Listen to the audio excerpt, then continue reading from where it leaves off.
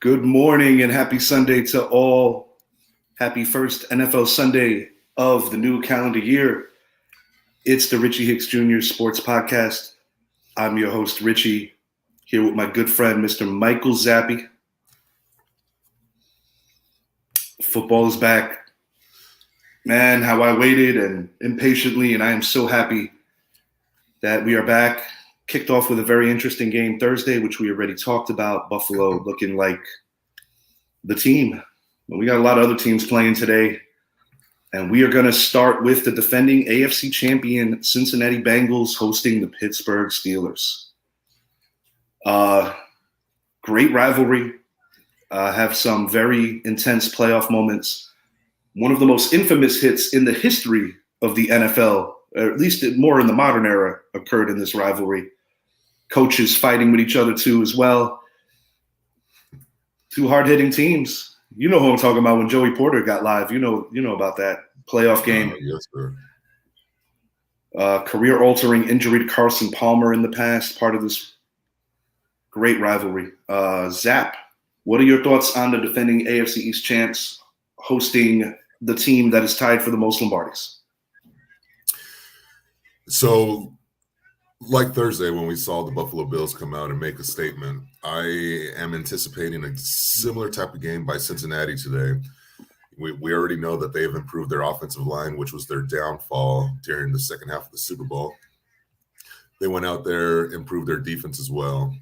And then when we look at Pittsburgh, they did name Mitchell Trubisky, as a starter moving forward. And I don't think he brings that he's got it mentality type of deal. I do anticipate the Steelers defense coming out and keeping things somewhat of a low scoring game early, but I'm going with Cincinnati on this one. I think Cincinnati will pull out the victory and win by 7 points. I'm going a little higher than you, Zappy. I've got the Bengals winning by a score of 31-20. I do agree with you in the first half. I think Pittsburgh's defense is going to keep them honest, but in the end, I think that there are just too many weapons and too many coverage breakdowns that are going to go down for that Pittsburgh secondary. And while I do think Pittsburgh's defense is pretty good, I share your sentiments on Mitchell Trubisky. You brought to my attention right after our fantasy draft that Najee Harris is kind of still nursing a Liz Frank sprain. And that is something that can be very tricky. I felt that Najee had a chance to be the league's leading rusher this year. And I'm not saying that still can't be a thing, but Pittsburgh is definitely going to have to be very careful with a franchise cornerstone player like that. In our AFC North preview, I previously predicted that the Pittsburgh Steelers would win this division. I've kind of backed off that prediction, and I actually have the Ravens winning this division with the Bengals still going 10-7 and still missing the playoffs. I'm still kind of hung up on that Super Bowl hangover thing, although you feel the Rams are the ones that are going to suffer with that. We shall see. But it's going to be a very exciting game. The Bengals came really within a few yards of having a chance to win that Super Bowl. Within a few seconds, if they can block Aaron Donald for I half a second longer. I hated the play calling on those final 3 plays of their season last year. They went to Samaje Perine as opposed to Joe Mixon in that game. A lot of things I just didn't care for. As far as fantasy goes, I do think Najee Harris, although I am starting him, is not going to have his signature kind of game. I do think that he'll find pay dirt once. But I am really looking for Joe Burrow, T. Higgins, and Jamar Chase to go off today. And another mention that I wanted to make, the Pittsburgh O-line, while I do think they will improve gradually over the year, I think that they're a little thin there, and I think it's going to be on full display today against a very aggressive Bengals defense. Yeah, and to piggyback off of what you said, I don't think Najee Harris is going to have that big of a game due to the fact that the Steelers are going to be playing catch-up, and Bengals will take them out of their running element, and where they're going to turn into a one-dimensional passing team going to Deontay Johnson, George Pickens, Chase Claypool, and Pat Freiermuth. So they have the weapons, but it's a matter of can Mitchell pull them through, and that's all, But when you look at Cincinnati's weapons, they're good all over the place. So Yeah, you're talking about a very raucous crowd. If this game was being played in Pittsburgh, I might feel a little differently. But Cincinnati is not an easy place to play. Sometimes I think we think about places like Arrowhead. We think about places like Lambeau. We don't always, or Buffalo. We don't often think of Cincinnati as a tough place to play because their ascension kind of happened rather quickly after the scary injury to Joe Burrow in year one. But I mean, even speaking as a Giant fan over the years, and maybe not the greatest Bengal teams or middle of the road Bengal teams, not an easy place to pick up a road dub. And I think it's going to be tough for the Steelers today. 31-20 is my final, and I believe, what was your final, Zappy? Mine's 27-20. All right. Let's see how that plays out. Keeping it in the AFC North, the Cleveland Browns, team with a lot of storylines this offseason. Quarterback Baker Mayfield out. Deshaun Watson eventually in. Today it's going to be Jacoby Brissett going against Cleveland's former quarterback, Baker Mayfield, who won the starting job over the incumbent Sam Darnold. How do you feel about this, man? I think you're looking at two defenses that could keep this relatively low scoring. The term, what did Baker say? I'm going to fuck them up, I think is what the words he used. I think he's going to do exactly that. I think the Panthers want to come out and make a statement. And where last year, this team started 3-0, and then as soon as CMC goes down, it was a complete collapse, and they finished 2-13, 2-11, whatever it was. I can't do simple math right now, but I believe didn't they start 3-0 last year? If I'm not mistaken. Yeah, they started 3-0, similar to Denver last year. Mm-hmm. They came to Dallas, lost, and then it just all went downhill from there. I look at Cleveland. This team is a Super Bowl ready team, but when they get their quarterback, which unfortunately is going to be too late. When you're coming in week 12. Talking about today, I think Jacoby Brissett is going to be able to manage the games and manage many games this year, but I see them playing a lot of catch-up as well. Looking at the Panthers, they have good weapons and they have a damn good defense. I fully expect Matt Rule to utilize McCaffrey correctly this time and take some of the carries away from him and give them to Chuba Hubbard. Yes. It's keeping him healthy is so vital. Similar to my team, the New York Giants, with their star running back, who we're going to hit on in a little while.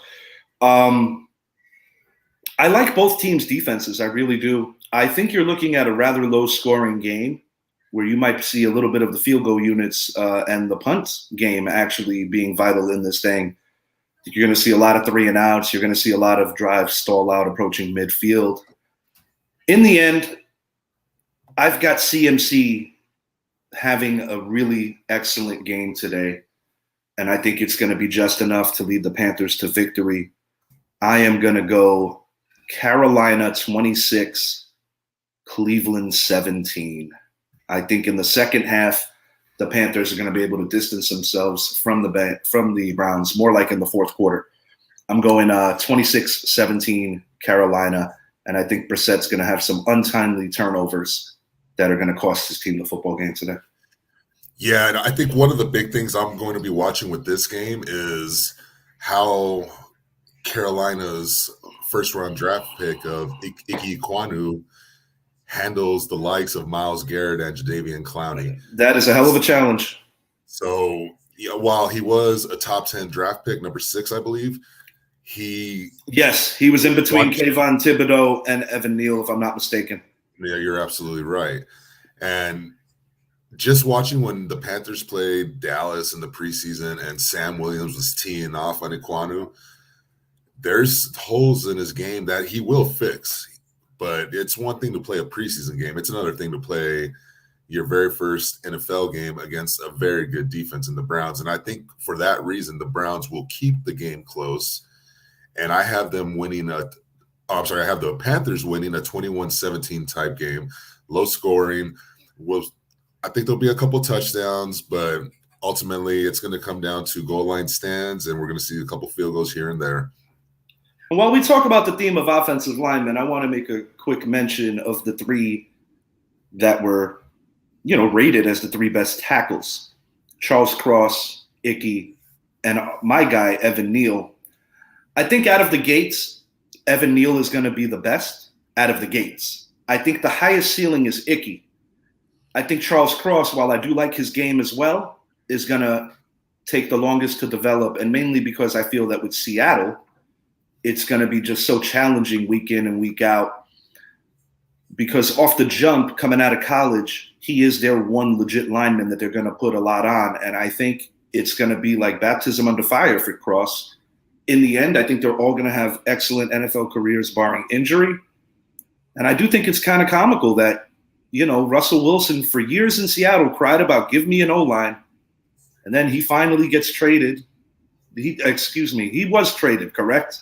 Yes, he was traded. Yeah, he was traded. It was still a little murky because I kept connecting him with a few other teams before he got dealt to Denver, so I had a memory slip there. But the point is, I just think it's kind of comical how he moves on, and then they finally get a franchise cornerstone piece like a Charles Cross, who I do think is going to have a nice career.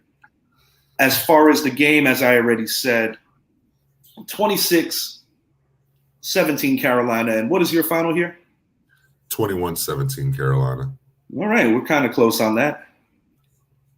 Our boy Brett, given many an opportunity to fully assess his New England Patriots, and in two very failed attempts, I still don't know much about what he thinks about his team, other than they have Devontae Parker, and other than we don't play well in Miami historically.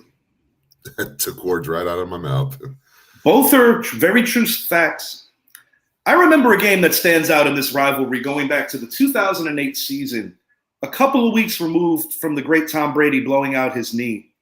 The late Tony Sparano implemented the Wildcat offense against the Patriots, and Ronnie Brown had a field day, probably reminiscent of his Pee Wee football days, and they put the smackdown on the Pats in Gillette that day. I'm not saying that they're going to be running the same kind of offense today, but I do think it's going to be a coming out party of sorts for this Dolphins offense. I really liked the Cedric Wilson edition, your former Cowboy. How can you not love the Tyreek Hill edition? And, things that don't get stated very much about this team, their O-line is not all that bad. And I do like the additions of two veteran running backs in Chase Edmonds and Raheem Mostert. Mike Gesicki, I don't think he's going to be a great fantasy play this week or most weeks. I think that given the offensive mind that runs this Dolphins team, he's going to be used more and more as a blocking tight end. I do feel that in the red zone he could still get, some easy touchdowns. But I really like the Dolphins today, and I don't think it's going to be as close as some people feel. We talked about the Patriots on previous shows. I feel that they have lost quite a bit on their defense. They did not bring back Stephon Gilmore. He's currently a member of the Indianapolis Colts. They lost J.C. Jackson. They have some injuries over there. And then when you look at some of their offensive issues, can Nelson Aguilar have a bounce back year after the Patriots kind of took a chance on him? I'm not too sure. Devontae Parker, while I still think he is a decent receiver, I certainly don't think he's the type of guy that gets you over the top. I like their running game. I like their two tight ends. Jacoby Myers is probably their best receiver. Hopefully this year he can finally hit pay dirt. He has to be the most unlucky receiver when it comes to scoring touchdowns. Defense is led by Matthew Judon, perennial Pro Bowler, and Bill Belichick is still one of the best coaches in the league. But I don't think Bill Belichick should continue to wear that GM hat. I think that he has failed this organization in terms of making them better from a roster standpoint. And there have been some curious moves about letting some great talent leave the building. I like the Dolphins to win this thing 31-24, and I think that final Patriot touchdown is going to be in garbage time when the game is a little bit out of hand already. And I think Tua Tagovailoa is going to have quite the passer rating today. And I've said on previous shows, I don't think Tua necessarily needs to beat you with his arm. I think they're going to make this offense very manageable for him to highlight his two main guns in Waddle and Hill. And I think the Dolphin running game is good enough to kind of offset the predictability of things. And Mike McDaniel is a hell of an offensive mind. Yeah, that's the first thing that comes to my mind when thinking about Miami. It's Mike McDaniel. It's the fact that he worked with Kyle Shanahan last year, and we know what that 49er team did when it comes to running the ball. Absolutely. And then you look at the additions the Dolphins made with, of course, the one Tyreek Hill to team up with Jalen Waddle. It's one thing to game plan for one fast receiver. It's another thing to game plan for two fast receivers, and not just too fast, the two fastest in the league. And then you throw in the additions of Chase Edmonds and Raheem Mostert to team up with Myles Gaskin. I am fully anticipating Mike McDaniel to come out early and often with Tua, establishing the run, or things are going to eventually open up for Tyreek Hill and Waddle to have themselves a field day. Now, Byron Jones is out for Miami, and for that reason, I think Devontae Parker is going to go off for 17 catches, 427 yards, and 9 touchdowns just because of Brett, That's if you put Madden on 15-minute quarters. We're going to put it on 15-minute quarters because that's what the NFL games are played, is 15-minute quarters. No, this Patriots team has too many questions right now, and I do credit a lot of that to Bill Belichick and his failure as the team's GM. He has not been able to draft well at all. The free agents they've brought in, while they did bring in Hunter Henry and Jonnu Smith last year and Nelson Aguilar, it's not enough. It's just not enough for this team. Miami's defense is damn good. They were great under Brian Flores, and I don't anticipate a drop back after the firing of Brian Flores. I don't have this game close at all. I think early, maybe the first quarter we'll see a 7-3 type game. The Patriots come out, and then once the Dolphins actually settle in and get into their rhythm, I have them running away with this game. And I have it 27. I had it 27-10, but that last minute gimme touchdown doesn't mean anything towards the game might happen, and we might see a 27-17 type game. I just think Miami's firepower is going to be on full display today, and New England just is not going to have the answers to stop them. And a final shout out that I want to give in terms of this game that I didn't mention just yet is that I actually do believe that the loss of Josh McDaniels is absolutely massive. And another thing that maybe doesn't get mentioned as much that maybe should is that since the departure of Tom Brady, New England is not exactly the sexiest destination for certain players to want to go. Because in the past, you would have veterans that would want to go there, go ring chasing, that would go there, maybe take a little less money than their market value in order to win. That is no longer the case in New England. And while I do credit Bill Belichick for doing a good job of getting them to the playoffs last year, after the offense looked very lost the previous year with Cam Newton, I just don't see a lot out of this Patriots offense unless if they get creative and maybe make a trade at some point of the season. I know Odell Beckham, while we always talk about the Bills and Rams, might be linked to New England. I just don't see it. I don't see why he would want to go there. And a lot of veteran receivers don't necessarily have the patience to deal with young quarterbacks. I think Mac Jones showed a lot of resolve in certain moments of last year, particularly in the Patriots' loss to the Buccaneers and a loss to your Cowboys. We're going to see how that goes, but I do think Mac will take a step back before taking more steps forward. And honestly, for the season, I do strongly believe that in order for the Patriots to be considered or even in the conversation for the playoffs this year, they are going to have to rely heavily on the legs of Ramondre Stevenson and Damian Harris. They cannot leave these games at the hands of Mac Jones. I'm starting Stevenson as my flex option today. I had a couple of options. I'm going with Ramondre Stevenson because while I do believe that some running backs get phased out if a game starts getting a little bit out of hand, I believe that Belichick really appreciates him as a pass blocker as well as a pass catcher. And I think he's going to be on the field getting a lot of PPR points in a lot of dump down situations. We've got the Philadelphia Eagles, my pick to win the NFC East, as much as it pains me to say that, against an potentially upstart Detroit Lions team who was highlighted on Hard Knocks. I'm going to start with the Lions. They play very hard for their coach, Dan Campbell. And towards the end of the year, all that hard work started paying off where they were able to grab a tie in Pittsburgh, get a win against the Packer team that is the kings of that division for so very long. I think this is going to be a very close football game. I do think Philly's going to edge it out. On Philly's side, I think you can make an argument that their front seven may very well be the most underrated in the NFL. I love their two corners. I think with James Bradbury catching more number 2 receivers this year, being that he's opposite of Darius Slay, I think I could see Bradbury having a huge year interception-wise and maybe making another Pro Bowl, kind of turning back to the 2020 version when he was a member of my New York Giants. That was one of those cuts that was painful. I was hoping he wouldn't go to a division rival, but given the financial distress that Dave Gettleman and the previous regime caused, I understand the move. Philly's got a really good football team, and I do believe that with the three-headed monster at running back, they can take a lot of pressure off of Jalen Hurts where he doesn't necessarily have to play hero ball. I'm not completely sold on Jalen Hurts just yet, but I do think Philly, between their O-line and their front seven and their two very good cornerbacks, not to mention, sophomore in Devontae Smith, and you bring in A.J. Brown, I think Dallas Goedert could be a sneaky option to jump into potentially the top 5 in fantasy football tight ends. They're a very talented football team, and I think they're well coached. And should Hurts go down, they have a decent option at backup as well. But I like the Eagles today winning this football game 26-20. I do think that the Lions are going to show up and keep it close. They might even have the ball on the final drive. But I like the Eagles to pull out a close one.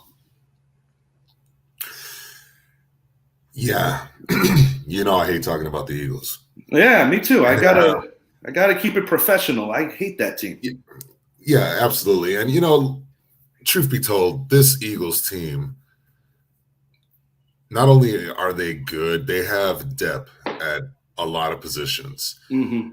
I'm not anticipating Miles Sanders to have himself a great year. I think by season's end, we're going to be seeing Kenneth Gainwell carrying the bulk of the carries over Sanders. Mm-hmm.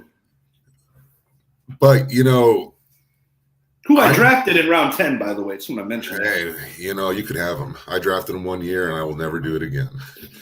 Oh, I'm not talking about Sanders. I'm talking about Gainwell. Oh, Gainwell. Okay, yeah, smart draft.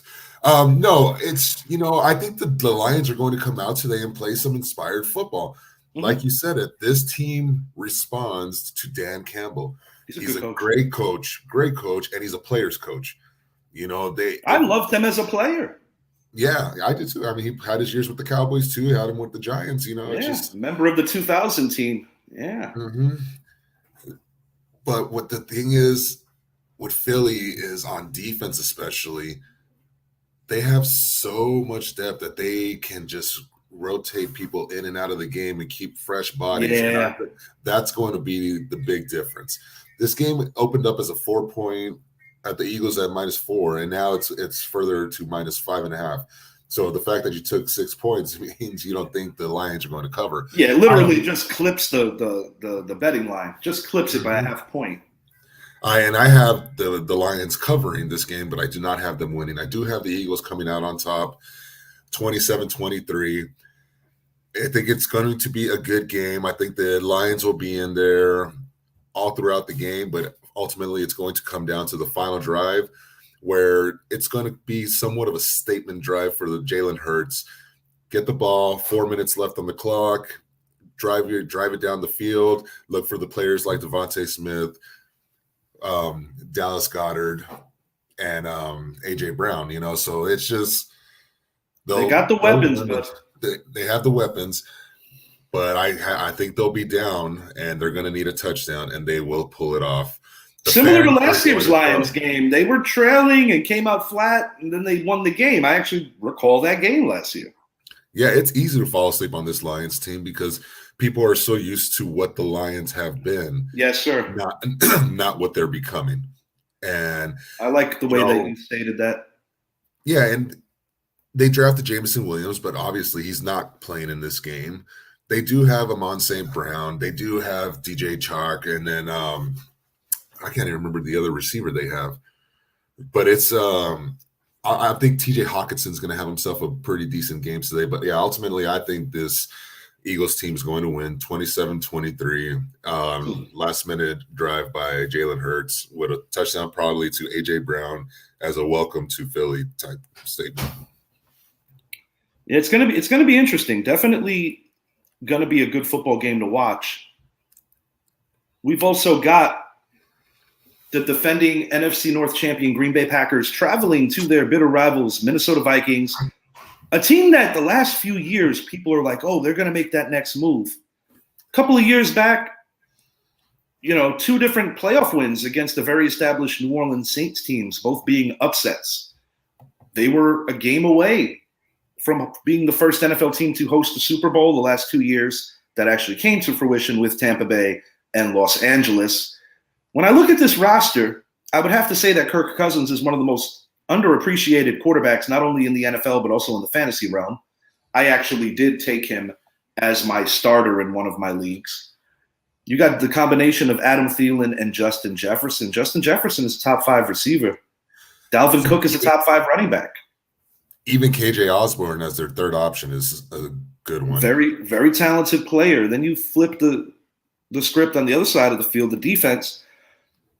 While I do think against elite offenses, they do run the risk of occasionally getting lit up, I think more times than not, this is a team that is going to do a good enough job in an offensive-driven league to give their offense a chance to win most weeks. I do think that although you have 2 quality defenses going at it today, I think this is the best defense the Packers have had since 2010 on paper anyway.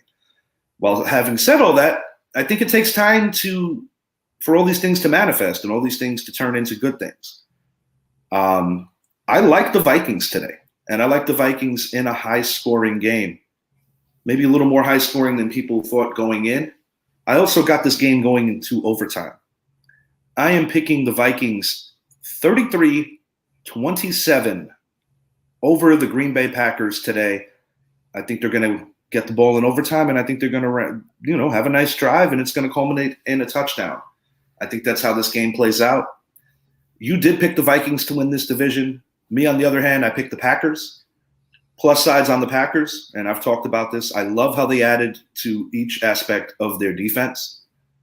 I think that they have a lot of options at receiver where they're going to be mixing and matching, and similar to what Buffalo did the other night, you're going to have certain guys come in for 2 plays, come on out.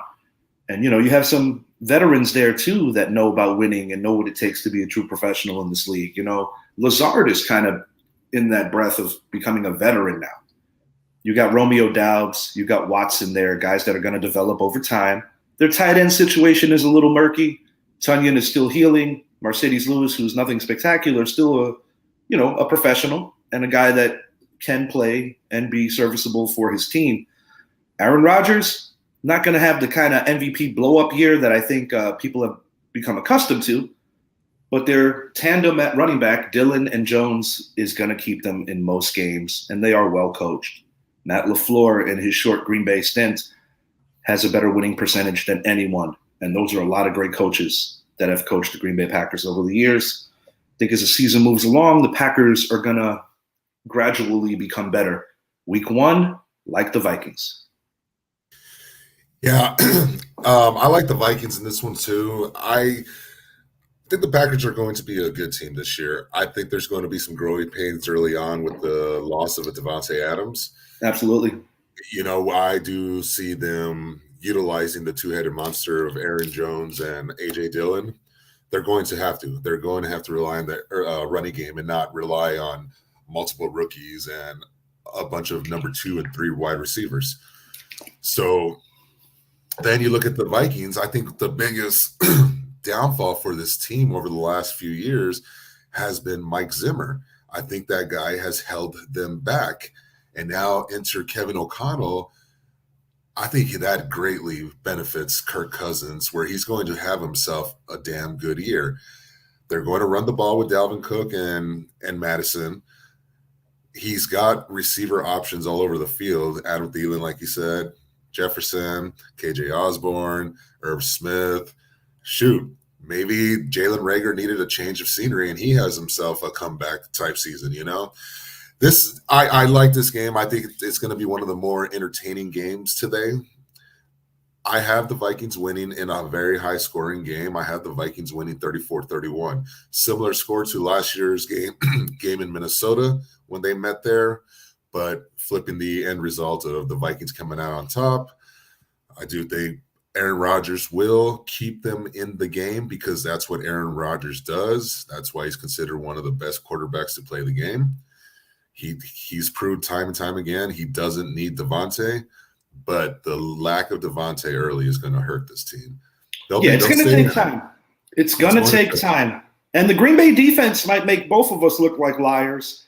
They might induce some turnovers. And maybe the Packers immediately assert themselves as a defensive team. If that's the way this goes down, that's the only way I see the Packers winning this thing. And maybe the game becomes more low scoring than we are both forecasting. But that's why they play the games. You have two teams that try to deploy their plans. And, during the game, it's all about adapting and, changing plans because things do not always go as planned, no matter how well prepared each team is. This was the last game of last year's NFL regular season and one of the most entertaining games of the past few years. You just mentioned Davante Adams. He is reunited with his very good friend, Derek Carr, member of the Las Vegas Raiders now. Nothing Green Bay really could have done to keep him, and he left on good terms, and they did right by him by sending him where he wanted to go. He joins a pretty stacked offense when you think that you have Darren Waller, top 5 tight end, and one of the better slot men in the league, Mr. Hunter Renfrow. We did a TikTok on this. We've done shows on this. I still don't think Derek Carr is that guy. I don't think that he's going to take his game to a level that's going to be championship caliber. And while the Raiders do have certain pieces on defense, I still think their defense is a little leaky. They're going up against one of the best quarterbacks in the NFL that may have an offense that could go shot for shot with an excellent offense like a Buffalo Bills team. Justin Herbert has his great share of weapons. Mike Williams, Keenan Allen. He's got possibly this year's best running back. That will be revealed in Austin Eckler, my second pick in Pop's Cheddar in the Sun League. The defense led by Joey Bosa. They brought in veteran Khalil Mack, who's due for a bounce-back year. J.C. Jackson from the Patriots joins this team. They might be the best team in Los Angeles. It might not be the Rams this year. I got the Chargers winning this division, and I've got the Chargers winning this game. I'm going to go 34-24, Chargers on top. I think they're a better team than the Raiders this year, and I think they've got something to prove after their season ended abruptly because I do believe that the Chargers, similar to the Colts, if they both would have made the playoffs were it not for their Week 17 losses, would have put up a better showing than the Steelers and Raiders last year who actually did qualify for the playoffs. And, there's a lot of history with this division. And I think this is going to be a very fun game to watch.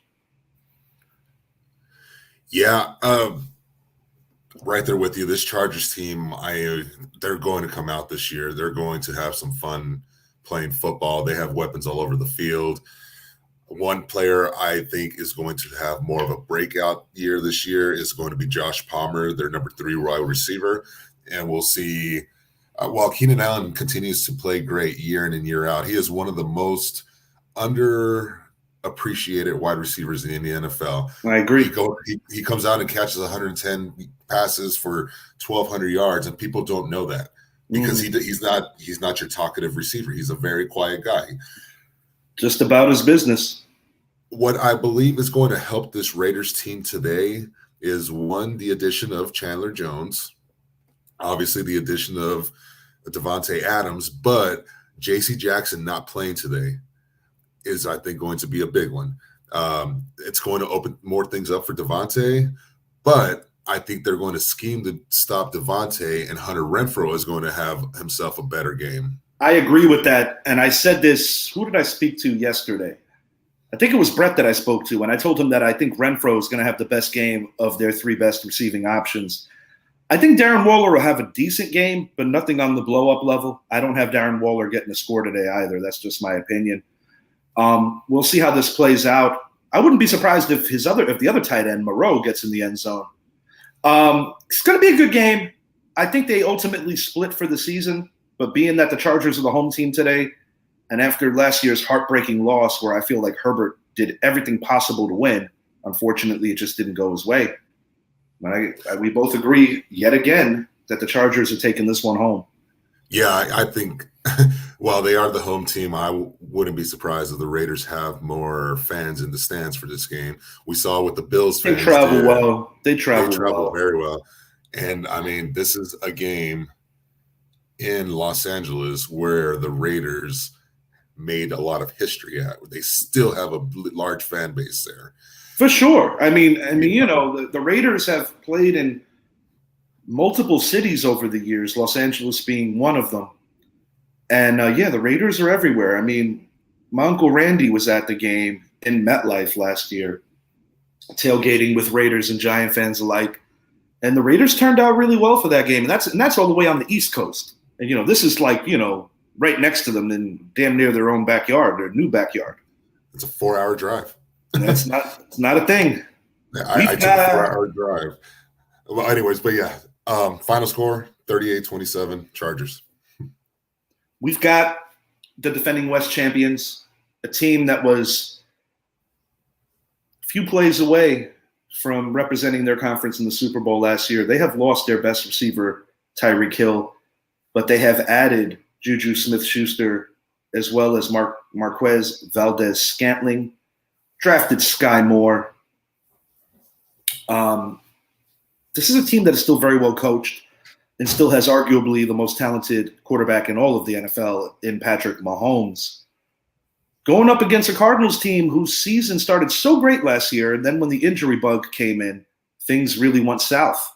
This year, similar to how last year ended, they're going to be dealing with things without their main man, DeAndre Hopkins. Enter Hollywood Brown. A.J. Green's going to get a little more burn than he would probably get under normal circumstances. You also got Rondell Moore out there. And you've got, in my opinion, one of the better fantasy running backs this season, another guy I drafted, James Conner, who really seems to, in his second act in the NFL, really found himself a good home there. And now with the departure of Chase Edmonds, that is truly his backfield, undisputedly. Kyler Murray was the subject of a lot of controversy in the offseason in terms of potential laziness, in terms of potentially not studying correctly to enhance his game. I don't think either one of us would argue his God-given talents, athleticism, and attributes. I like the Cardinals today. I do. I think that they're going to be able to run the ball. I think they're going to be able to keep the Chiefs' offense off the field enough. And while I don't think the Chiefs have a horrible defense, I do think that they are missing pieces. And I mean, we can even say that over the last few years. In the end, I think Patrick Mahomes, to the best of his ability, tries to have a valiant effort to bring him back. But I'm calling for a couple of turnovers late in the game on Patrick Mahomes, trying to force too many things down. Schematically, you plan for Travis Kelce. I think Travis Kelce is going to have a tougher time, at least in the beginning, getting open and having the best matchups because of the fact that Tyreek Hill and him really helped each other out, one and the same.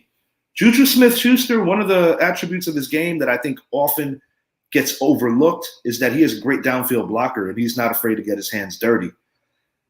In time, I think the Chiefs and Patrick Mahomes, in terms of the receiving corps, are going to mesh well, and I do think that they will be able to get back to the postseason. But I believe early on there's going to be some growing pains with a new roster, and I think Mahomes is going to force a little too many things, and it's going to lead to some costly turnovers in certain games. And I think this is one of those games that stands out as a potential one. As far as the score goes, I think the Cardinals are going to put some points on the board. I really do. I'm going to go Cardinals 30, Chiefs 23. I think the Chiefs turnovers today is what's going to be the difference in winning and losing this game. Well, we finally have our first disagreement. Okay. Patrick Mahomes is a creator. Patrick Mahomes, when he plays the game, It's backyard football. Mm-hmm. First option scramble, everyone go.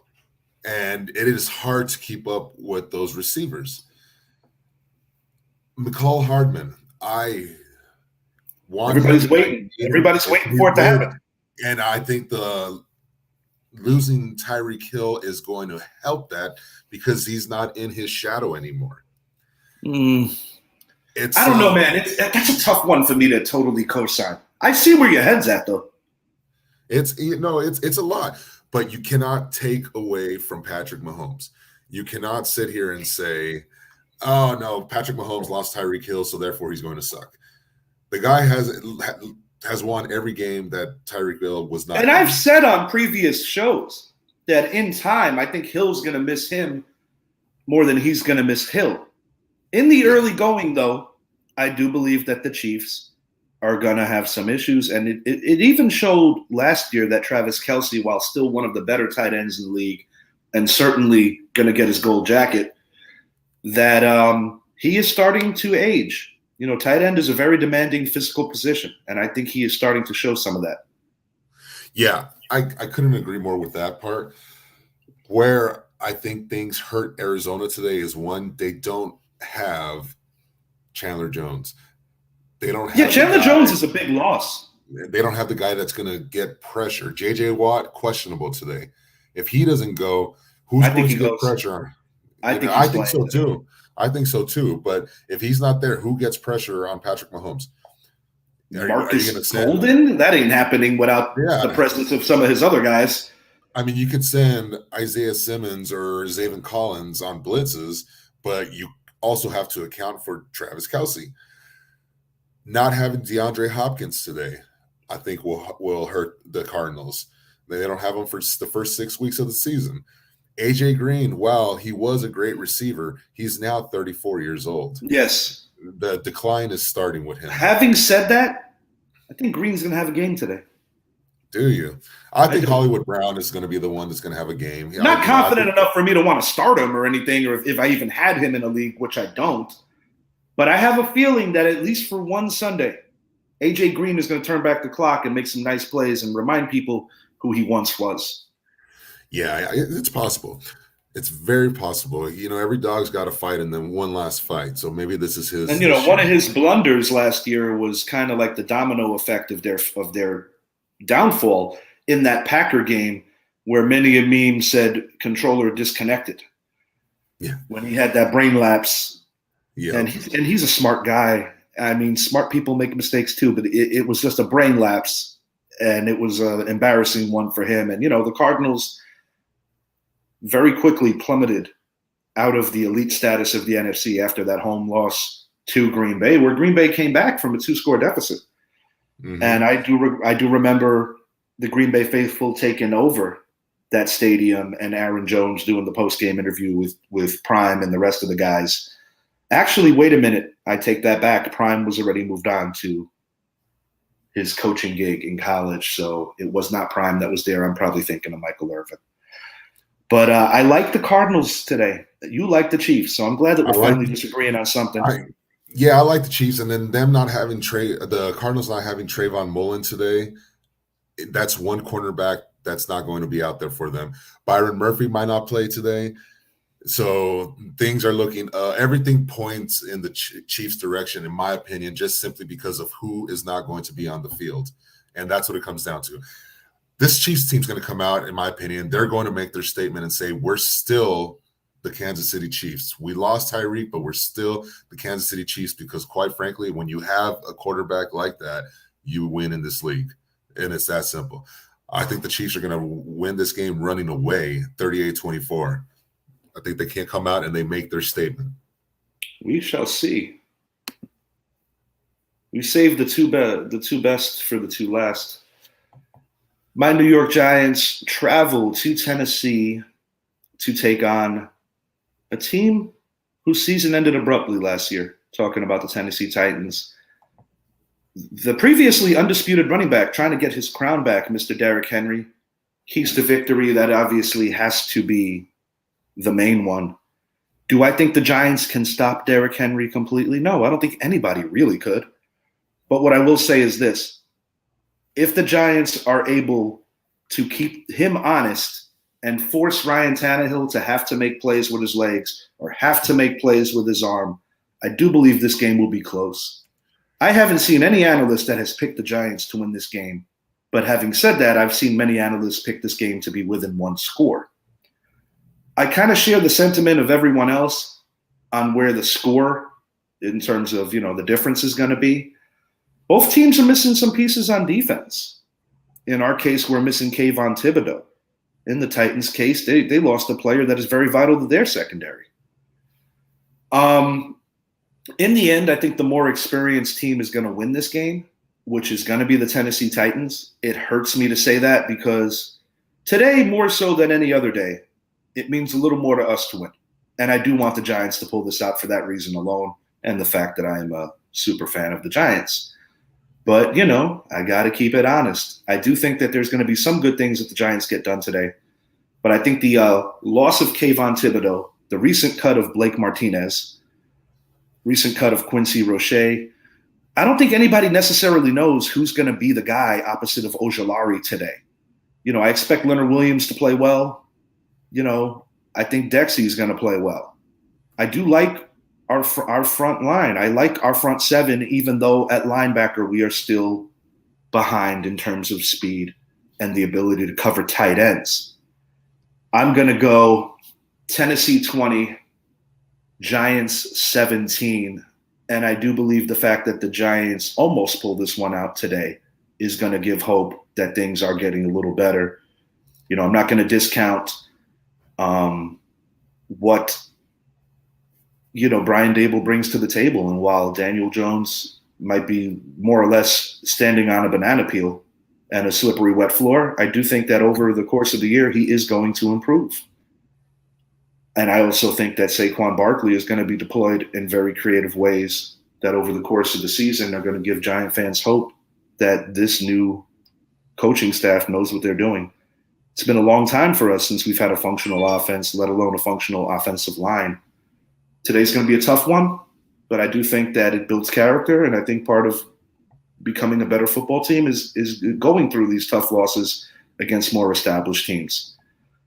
Having said that, I would not be blown away if the Giants somehow pull this off because of Tennessee's limitations on offense. But I got the Titans winning by 3. Yeah, well, first of all, Azeez Ojulari looks like he's not playing today.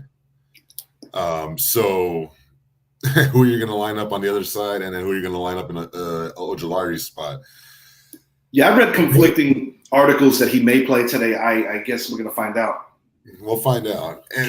But, let me ask you this question. How many running backs can you name that miss half a season and still finish top 10 in rushing? There's only one. His name's Derrick Henry. Yeah, it goes to show you where he was before that injury, and it could have been a historic season. It could have been O.J. Simpson territory. It was very well – he was very well on his way to 2,100 yards. I have no doubt in my mind, if he doesn't break his leg, he is going to put up astronomical numbers. Now, when we talk about the Titans, they lost A.J. Brown. They traded him on draft day to the Philadelphia Eagles. They go draft Treylon Burks, and they bring in Robert Woods. That's not exactly screaming, oh, we're deadly. Treylon Burks still has to prove. I kind of see it similar to what New England did, where they just got a couple of guys that used to be good. Treylon Burks is obviously brand new. Robert Woods is a risky player because of his injury history. He's coming off an injury, and a serious injury at that. Yeah. I always hear you talking about the Giants, and yeah, you have hope, and I have to tip my hat off to you about that. I see this game being an old-fashioned, low-scoring, running the ball type game. The Titans are going to control the clock. The Giants will keep things close, but ultimately, I think Tennessee pulls away late. They're going to keep the game out of Ryan Tannehill's hand. They are not going to give reason to bring in Malik Willis. If they know what's best for them, that's what they need to do. That's what gets them to the playoffs, running the damn ball. That's what gets them in the playoffs every time. And what's your final here? I have the final 24-13 Tennessee. I think they're going to rely on the legs of Derrick Henry. I think he goes for 150 and 2 touchdowns. And other than that, if it was played in New York, I could see a much closer game. But being that they're in Tennessee, it's just going to be too much for this team to handle. I want to give you 5 solid minutes on our final game because obviously you'll be attending the game. And I'm going to need 3 minutes towards the end for my final thought. So the floor is yours, Zappy. Bucks at Cowboys, rematch of week 1 last year. Let it fly. This is all you. So Bucks at Cowboys, this is a game that when we looked at the schedule release, it was like, oh, fuck. We have to play the Buccaneers week 1 in Dallas. Tom Brady 6-0 against Dallas in his career. Quite frankly, Dallas, while they fit 100,000 fans in the stadium, it doesn't sound that way because it doesn't have the same appeal as Texas Stadium. No, it doesn't because it's a whole new fan base. But it's much more beautiful. It is much more beautiful. But fast forward to today, and the fact that this team was able, and that this team being the Cowboys, was able to retain the likes of Dan Quinn and continue to build on what they started last year with this defense, to see where Micah Parsons looks to be today compared to last year, I mean, he is going to be the most dominant defensive player in the NFL. And I'm not saying that as a homer. I'm saying that as this guy has got a lot of talent. Keys to the game for Dallas is, one, everyone knows this, they have to get pressure on Tom Brady. And what makes things easier for this Dallas Cowboys team is the fact that the Buccaneers are hurt at their interior offensive line. They lost Ryan Jensen for the year. They have a rookie starting at right guard. They lost their left guard. It's too much. And then you look at their receivers. Last year, when they played Dallas, 3 of their receivers that accounted for over 300 yards receiving and a couple touchdowns are no longer there. Chris Godwin, we don't know if he's going to play today. I don't think he is. I don't think he's going to either because this is a 17-game season. Bigger role for Gage and Jones in week 1. Yeah, and while Julio does look good did look good in camp, fact of the matter is he has not been able to stay healthy over the last few years, and that has a lot to do with, it could be his diet, it could be that his body is just starting to decline. It happens when you get older. I want to see Dallas come out defensively and run a lot of stunts between their 2 defensive tackles where they're blitzing Michael Parsons up the middle, because in order to get pressure on Brady, you have to do it up the middle. It's not going to happen at the tackles. It's not. That is not just based on today. That is based on history. On history, yeah, and because he gets the ball out fast. He's got one of the quickest releases in NFL history. Oh, yeah. Yeah. Now, offensively for Dallas, they don't have Amari Cooper anymore. They don't have Cedric Wilson anymore. Michael Gallup is still out. So that leaves CeeDee Lamb and a bunch of receivers that are all number 2s and 3s, but they are not proven. We drafted Jalen Tolbert, but he, you could see that there's going to be some growing pains with this young man early on in this season. And I said it in the past, not too long ago, that I was a little taken back that they brought back Gallup as opposed to Wilson. I really liked what Wilson was bringing to that team. But in terms of fantasy, I think Tony Pollard is going to be more effective than Zeke today.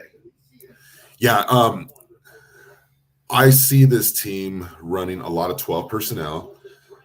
I see them bringing out Dalton Schultz because he is one of their great weapons, bringing out Tony Pollard in the slot when they go to 3 wide receiver sets. But when they go to 12 personnel, they're going to line up Jake Ferguson on the left side to help out. And that's his job in year 2 for sure. Yeah. And, he's got to take on Shaq Barrett today. Tyler Smith does. Mm-hmm. If they leave him on an island, Shaq Barrett's going to have 4 or 5 sacks today. They have to have a tight end on that side to chip Barrett and help him out. They just have to. Running the ball, Tampa Bay has the number one running defense in the NFL. They have had it for the last couple of years, and nothing looks to have changed except with the fact that they don't have Ndamukong Suh or Some JPP. personnel has changed, but they brought in adequate players that can keep that going. Yeah. I'm not anticipating a 31-29 high scoring up and down the field type of game. I think Dallas will get to Brady. I think they're going to force Brady to throw a couple of interceptions. They're going to try to run the ball with Leonard Fournette. There's no question about that. But the loss of Ronald Jones and giving it all the load to Leonard is going to hurt them. I do like their rookie running back. Yeah, I drafted him as well. But not having Gronk, your receivers are a lot different. Kyle Rudolph and Cameron Braid are not making that up. You got to hope that Julio on some level can make up some of that. And maybe he will in time. And it's, what's your finals at? You'll see. But yeah, last thing. I lost it. Oh, and then just the offensive line, defense. Dallas will move the ball. They're going to rely on, I think Pollard has the better game, like you said. Dallas comes away with this in a very emotional game for Tom Brady because of Giselle. I think that's going to stay in his head, and it's going to affect his play. Dallas comes out on top, 27-20. Dak Prescott leads the team on a final drive, finds CeeDee Lamb down the middle of the field for a game-winning touchdown, and a 1-0 start for this Dallas Cowboy team, where a couple weeks ago I had the Buccaneers winning, but just too much has happened with Tampa Bay. I've got this game almost identical to your final score. I'm going 30-20 Dallas. I think the difference in how this plays out is that I think Tampa's going to have the ball at the end of the game, and I think Brady's throwing a pick six to get that to 30, or a pick that positions Dallas to score a final touchdown. I'm calling for 2 Tom Brady interceptions today as well. I think he's going to be sacked 4 times. I think Dak may be sacked 3 to 4 times as well. But I like the Dallas Cowboys to win today. I've got Tony Pollard going for around 75 total yards, and I've got Zeke going for around 75 total yards. That equals to something pretty good when you put them together. CeeDee Lamb's going to have a decent football game, and I think your tight end is going to at least do one awkward dance in the end zone. I've got the Cowboys winning today, and it should be an interesting game because last year a lot of people feel that the Cowboys should have won, and there was a little bit of questionable officiating in that one. And we're going to be going live later when Zappy is tailgating at AT&T. So we're going to be going back to you, and hopefully I'll be celebrating a giant victory. Not the most optimistic. Yeah. We're trying something new. I'm going to be at the game tonight. I'm going to be tailgating with a Cowboys group that I am starting with. It's the Borracho Tailgaters. I'm looking to interview some people while out there tonight, get their perspective. What do they think are the keys to victory? And I'm going to do the same for Buccaneers fans. I'm going to try to interview some Bucs fans. I want to get the world involved. I want people to understand what we're doing here, get more followers, and just let people see what the game day environment is like, and let them see that it's going to be rowdy tonight. And you can't pick a better venue. We're coming up on just a little over a minute. I want to hit on my final thought. Something that seems to get forgotten a little too frequently. 21 years ago today, the biggest attack on this country occurred. And while there have been many a conspiracy theory and while there have been many extra story about that day, one thing remains the same. A lot of innocent people lost their lives that day.